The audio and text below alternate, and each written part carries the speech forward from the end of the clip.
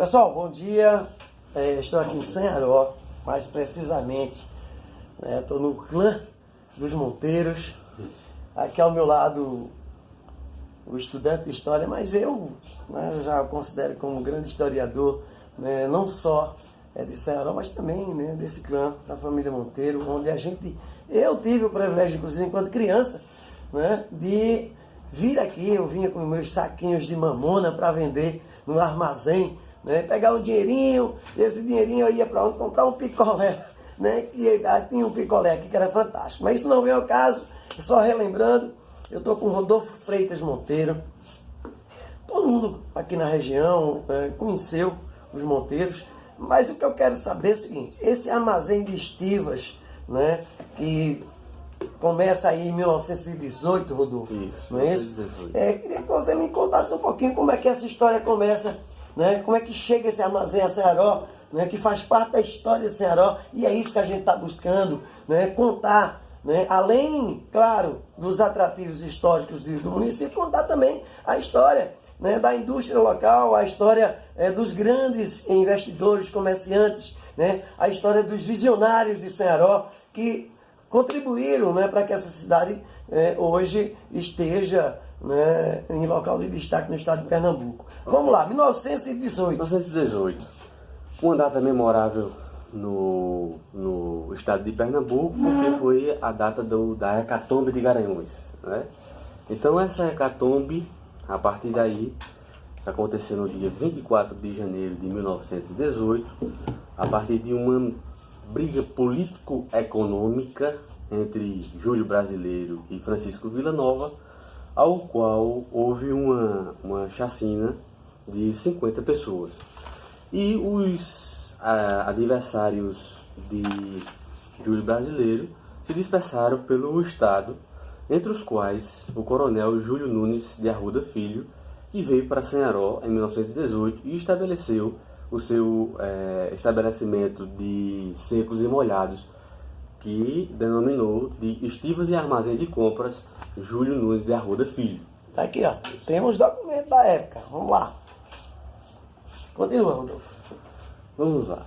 A partir daí, ele estabelece uma pequena indústria de descaroçamento de algodão,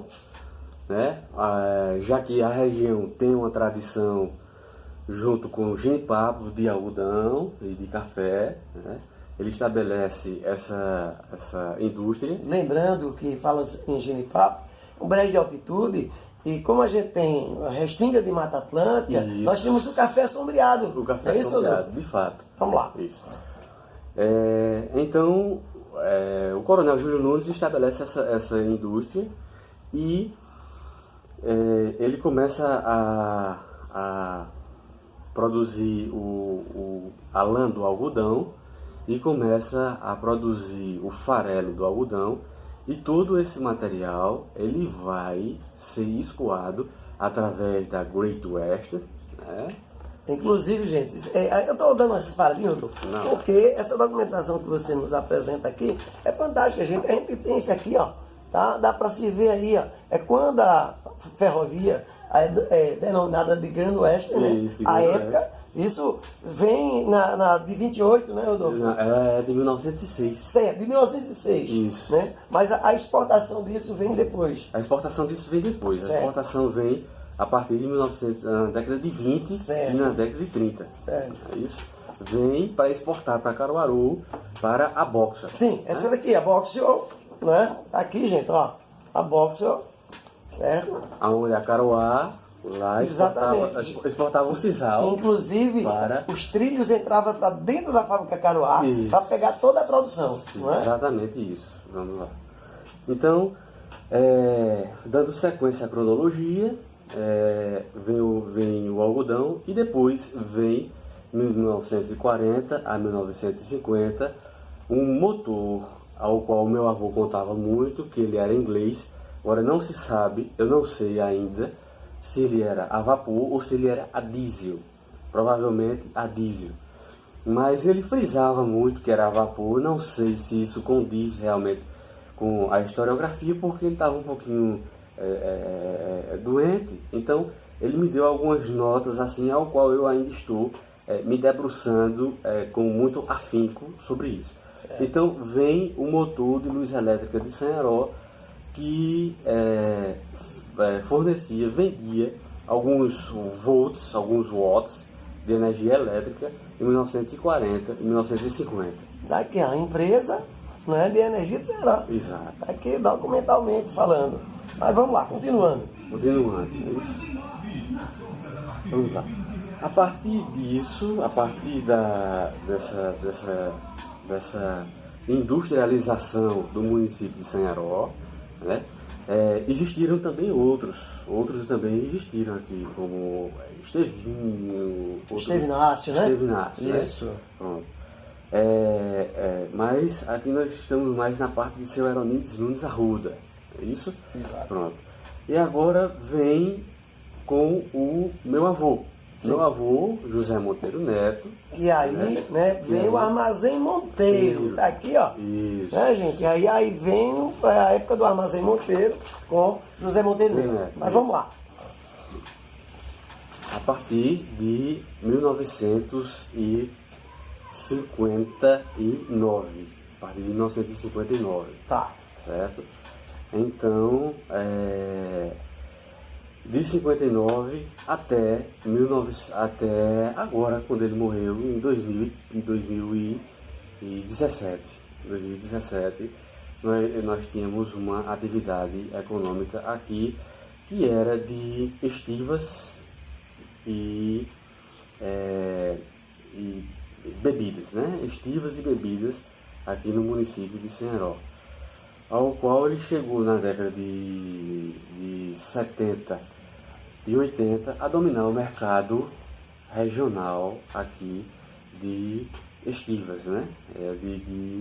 Onde o pessoal apelidava de venda de Zé Monteiro, né? A venda de Zé Monteiro. Certo. Continuando. Certo? Continuando. Ele também, com sua visão, ele tinha lá o sítio, lá no sítio ele colocava algumas reses, certo? E nós fechamos hoje com uma pequena loja que nós temos aqui, aqui em Sanharó, de plásticos. Temos hoje uma pequena loja de plásticos aqui em Sanharó. Mas é uma microempresa, obviamente, mas essa é toda uma historiografia ao qual eu queria que Sanharó não passasse despercebida, Certo. Principalmente sobre o Coronel Júlio Nunes. Coronel Júlio, e assim, eu estava conversando em off e a gente falou sobre a Lagoa dos Monteiros. Sim. Né? Okay, Que vem da Paraíba. Vamos e lá. surge então Isso. a cidade de Monteiro, na Paraíba. Isso. Monteiro é uma corrutela de um nobre chamado Rui Monteiro. Nós temos, em Portugal, ele era um nobre que ou ele fazia parte da polícia, da cavalaria, inclusive, aí daí deriva-se o nome Monteiro, ou ele fazia parte, ou ele morava em algumas regiões onde na Europa, nós sabemos que na Europa, no centro da Europa, existe uma placa tectônica que existe os montes, inclusive os mais conhecidos são os Alpes Suíços, certo? Mas ele começa desde Portugal. Nós temos o famoso terremoto de 1777, onde Dom João manda construir vários prédios arquitetônicos lá, já à prova dos terremotos que existia na época. Isso, já em 1777, em que já era detectado pelos cientistas portugueses. Inclusive, os portugueses são grandes cientistas, são grandes navegadores que têm uma náutica muito forte, certo? Que dominou o Império Português em 1210 com Dom Paulo Muniz, né? Até agora, 1750, quando entrou a Inglaterra no mercado mundial, não é isso? Portanto, a família Monteiro, nós temos várias vertentes. A nossa, como quando ela veio receber uma Sesmaria em Piancó, na Paraíba, certo? Essa Sesmaria, houve uma querela, um litígio entre os irmãos, eram 10 irmãos, um litígio na cerca de 1877, que foram 1877, 1878, 1879 e 1880, foram 4 anos de seca naquela época, ao qual dizimou todo o Nordeste. Sim. Essa seca foi sentida até na Índia, onde 2 milhões de pessoas morreram lá. Aqui no Nordeste, uma grande quantidade de gado vacum morreu. Então, eles houveram um litígio e decidiram se separar. A família se separar de Piancó, na Paraíba, às margens do Rio do Peixe, onde hoje é o Rio do Peixe. De lá, eram 10 irmãos, eles vieram para algumas margens de alguns outros rios, que nós chamamos de Bacia do Nordeste, onde todos eles desaguam no Oceano Atlântico. Então, o rio Paraíba ficou um parente meu, onde eu já me levantei, é da minha 5ª geração, que foi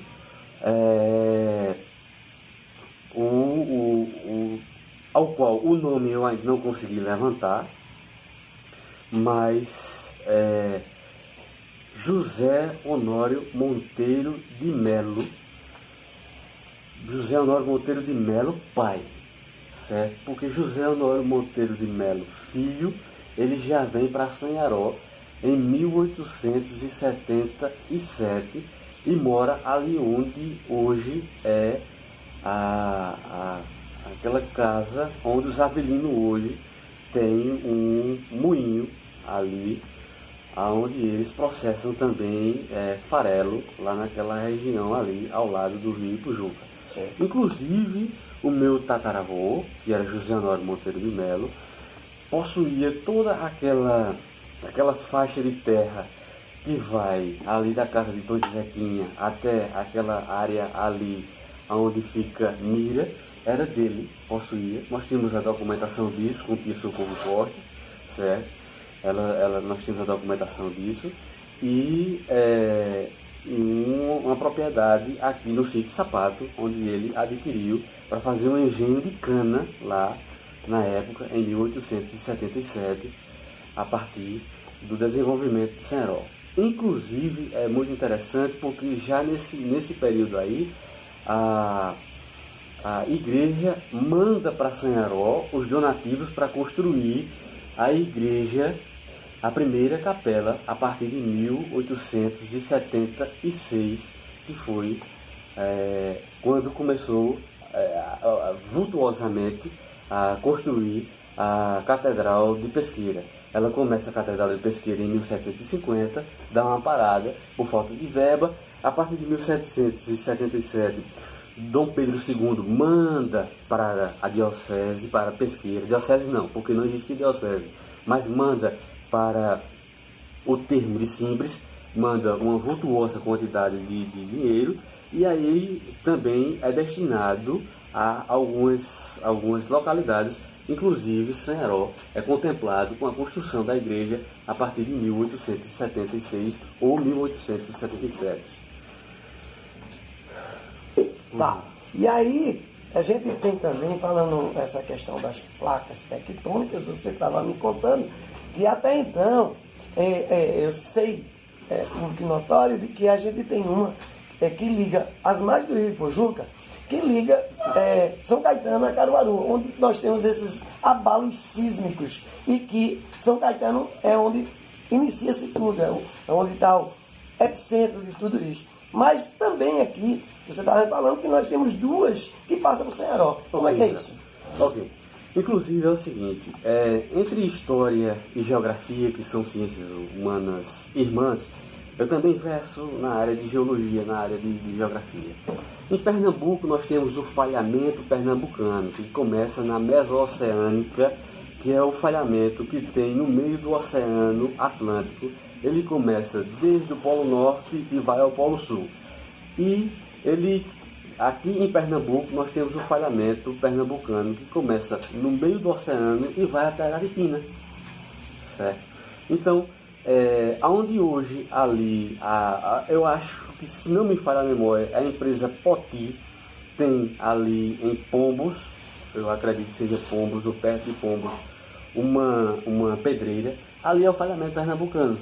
Ali foi formado, certo, duas placas tectônicas. Placas tectônicas, elas na formação da Terra, elas fazem o atrito. De vez elas fazem o atrito, o né, atrito, isso, entre si, e formam rochas. E lá formou a gipsita, onde eles extraem de lá, se não me falha a memória, cimento. Então é o seguinte, o falhamento pernambucano, começando lá e terminando em Araripina, ele passa por todo, começando de Gravatá, ele passa por todo o leito do rio Ipujuca, certo? Então, vai passar aqui em Sanharó, vai passar em Pesqueira, vai passar em Arco Verde e seguindo o sertão lá dentro até Araripina, né? Começando no Recife e terminando em Araripina, o falhamento pernambucano. Temos também o falhamento da Paraíba, o falhamento paraibano. Inclusive, quero mandar um abraço para um grande professor paraibano que eu tenho, que é o professor de Geografia da Universidade Federal da Paraíba, que é o professor Ronaldo, lá de Patos. Um grande abraço para ele. Mas vamos lá. Esse aí, Rodolfo, eu queria, na verdade, era que a gente tivesse esse momento, né, para poder, né, essa oportunidade de contar um pouco, né, da história desse clã dos Monteiros, né, essa questão visionária. Eu estive visitando, né, o antigo armazém, gente. Depois eu vou publicar algumas fotos, né, que eu fiz para vocês, da época em que tudo isso funcionava, né, e funcionava bem, né, e onde, como a gente está vendo aqui, de 70 a 80, a coisa fluiu, né, como venda de Zé Monteiro, né, e eu tive a oportunidade de trazer, inicialmente eu falei de trazer meus saquinhos de mamona, né, para vender, eu era guri ainda, mas eu lembro muito bem disso. Enfim, eu queria primeiro te agradecer, porque isso não vai acabar não, se a gente ficar conversando aqui, né, vai por, sei lá, mas assim, para a gente concluir, certo, né, eu queria dizer a você o seguinte: Sanharó precisa que você relate isso através de um livro, porque a gente deve deixar para as gerações futuras, né, essa história. Eu estou fazendo agora um trabalho, né, de resgate mesmo da nossa cultura, da nossa história, né? A gente vai começar agora, né, tá aqui na minha camiseta, gente, ó, não sei se vai dar para pegar aí, chega mais para perto, ó, com a Secretaria da Educação, de forma transversal, é claro, mas contando histórias e a história de Sanharó, né, para alunos, para que eles possam recontar isso, para que amanhã nós tenhamos um Sanharó mais consciente, para que amanhã nós tenhamos Sanharó conhecendo Sanharó, né? E eu quero te agradecer, queria que você finalizasse nosso bate-papo aqui, né, dizendo o teu desejo de montar tudo isso. Bem, Real, eu agradeço a visita do senhor aqui ao nosso clã. Quero dizer o seguinte, eu também sou preocupado com a historiografia sanharoense, extremamente preocupado. Eu já conversei muito com outro grande historiador sanharoense, que era o Dr. Leonides Caraciolo, né, nosso saudoso. Não, eu tenho um pé dentro do livro dele, para poder a gente... Estou extremamente preocupado com o que vai ser perpassado realmente de história real para essas novas gerações, para essa mocidade. Exatamente, né, precisam saber. Que precisa, que está se perdendo essa raiz sanharoense, ela está se perdendo, e essa mocidade não tá sabendo de onde vem e para onde vai. E para onde vai o município de Sanharó, certo? Então é necessário que se faça uma junta, o projeto que o senhor está implementando é fundamental, de fundamental importância, para que nós venhamos a reconstruir Sanharó na sua história, para repassá-la para as futuras gerações. Então, gostaria que meus filhos soubessem de toda essa historiografia, de toda essa visão, né, do que era no passado e de que Sanharó pode ser no futuro, né, em um futuro talvez presente, muito mais presente do que nós imaginamos. Sanharó está num desenvolvimento socioeconômico, demográfico muito forte, né, está num momento de grande ascensão política e econômica. Então agradeço imensamente a todos vocês aqui, certo? E estamos aqui para isso, estamos aqui para esclarecimentos sobre a história do município de Sanharó. Muito obrigado. E eu, gente, isso é sério. Eu estava dizendo em off a ele e a mãe dele, inclusive, que é um barreiro, né, onde eu vou beber muito dessas águas, porque, inclusive, estudou com a minha filha, com a Fabiola, né? E Um grande prazo. o cara tem um conhecimento fantástico. E são esses caras que a gente tem que buscar, tem que ir atrás, tem que correr, tem que ver essas pesquisas, né, para que a gente aprenda mais um pouquinho e possa repassar para as nossas futuras gerações. Rodolfo, obrigado, meu amigo. Agradeço. Um prazer, viu? Estamos terminando aqui, gente. Obrigado aí.